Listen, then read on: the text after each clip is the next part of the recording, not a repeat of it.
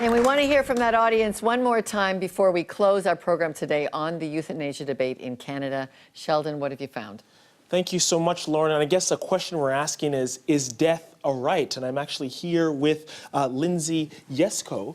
And Lindsay, why is this question of importance, particularly from you or coming from your point of view? Well, for me, this becomes more than an issue. This is about a person in my life. I do have 3 children, and my middle child is 20 years old now. At the age of 10, she was suddenly diagnosed with a rare terminal neurodegenerative disease by the name of metachromatic leukodystrophy.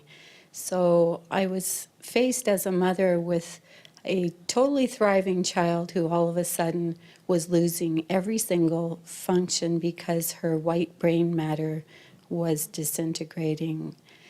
And so she stopped walking, talking.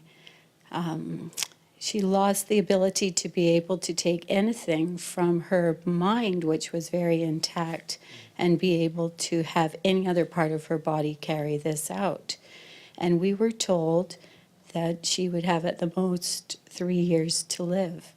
Her name is Emily, and she's 20 years old today, but she has had many experiences in this journey of living, I would call it. I certainly have great appreciation for the word dignity and for compassion coming alongside in the suffering, and for kindness throughout the whole process.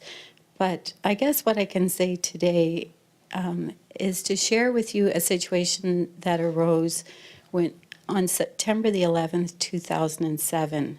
She was here in this city at the Children's Hospital. We had been in there because I stay with her all the time, and I am her primary caregiver. So I don't leave her side, especially because she cannot speak for herself. And I am always trying to determine what it is that she would have as her volition at every step of the way. We were in hospital. It was 9/11, and we were actually watching Ground Zero on television when all of a sudden at 8 o'clock in the morning, the palliative team appeared around our bedside and announced to me that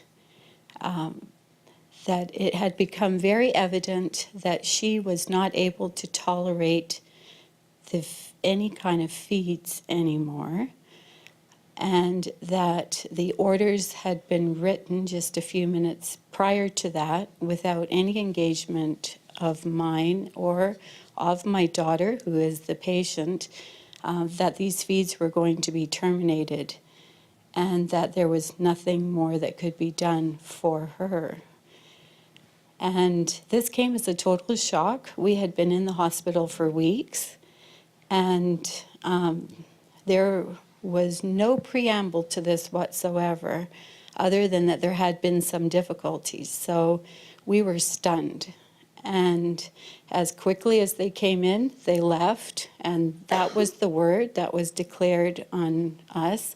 I was just told that a couple of hours later I must meet with them privately without Emily and learn what steps I had to take from that point on, because they would release us from hospital, send us home, and she probably would have 2 more weeks to live. Now, in my estimation as a mom, I found myself in a bit of a conflict, because oftentimes when you're in this situation, you're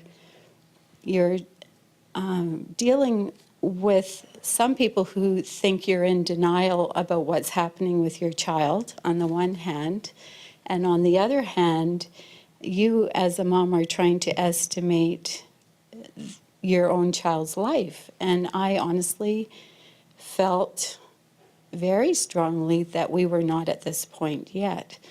So a couple of hours later, I went to meet with them. And the situation was they could not find any private room anywhere. So where this conversation about how I was to plan the funeral and how I was to buy a plot and look after all these details for my child who was just down the corridor, all took place at the end of a corridor up in the windowsill with the doctors, with people coming and going, medical people coming and going, parents coming and going, and children coming and going all in the hallway. So I was in a bit of a cloud, but I was very attentive to listening. I have always kept myself open to the fact that I do not know everything as a parent, and I must be a listener. And I have never had conflict with any of the medical people that we've been involved with. And my daughter's situation is complex, so she deals with 7 teams, and we engage very heavily all the time with her. But I did not feel still by the end of that conversation that we were at this point. So I went back to the room, and of course I'm in the room as the mom, looking at my child about whom all the pronouncements have been made, and have been made in her presence as well, because her mind is fine and she's taking all of this in, and wondering what am I going to do to deal with this situation. So for the next number of hours, I sat there with her, tried to get through the day, but as the day wore on, it became quite anxiety producing. The interesting detail was that the feeds for which the orders had been written to stop were not stopped all day. So the nurses would come in and they would, some of them were in tears, to be honest with me, because they knew what the orders were. They knew that this was what they were commanded to carry out, and they could not do it because they did not feel that Emily was at that point yet to withhold any kind of nutrition from her. So the feeds kept running, and I took a few moments and I went downstairs to the business room and I just sent off a quick email to the many people who still follow Emily's story. And I just said, we have been faced with a totally unexpected situation today. And for the first time in the whole course of this journey, I feel like I'm being faced with something that I can't live with. And I can't pretend to know fully, but I just don't know how I can proceed with this, so I really need wisdom. And I think that's a key thing there too, is this is all not just about knowledge. This is about taking knowledge and having wisdom to deal in the different situations with it. And I depend on wisdom all the time because of her situation.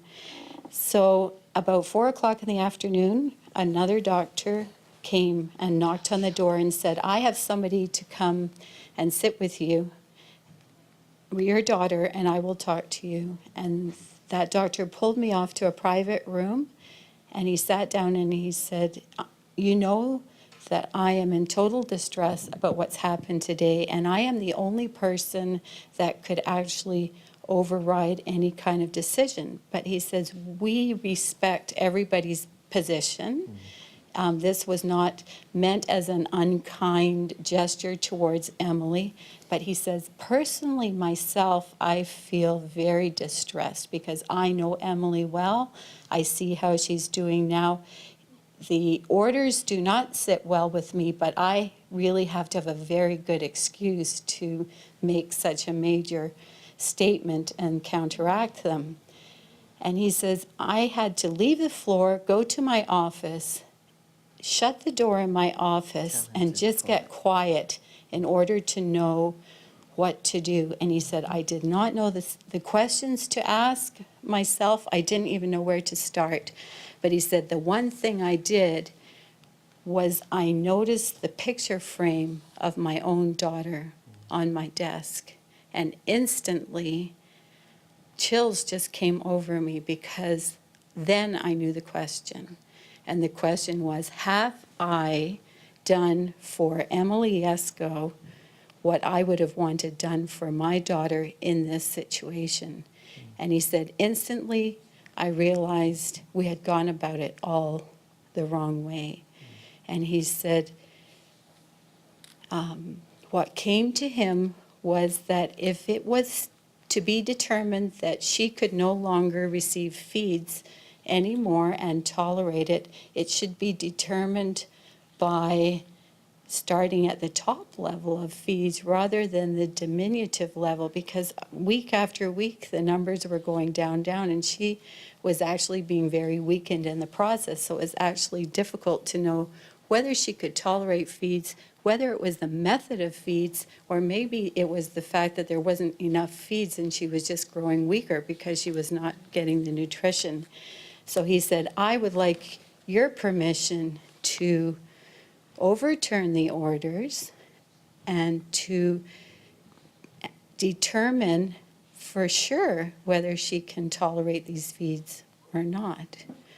And so he did. And within a week, she was back home again and thriving. And her journey has had many stories very similar to this.